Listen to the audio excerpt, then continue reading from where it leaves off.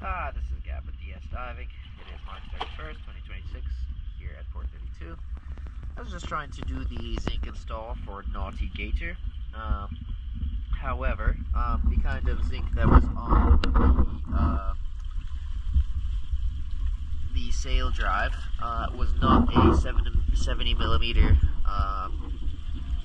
flexible zinc like this one here. As you can see, it is a different one that has a main nut and the side nuts, and I tried to put this one on anyways, but the nuts or the bolts in there were a little bit too big for the flexible.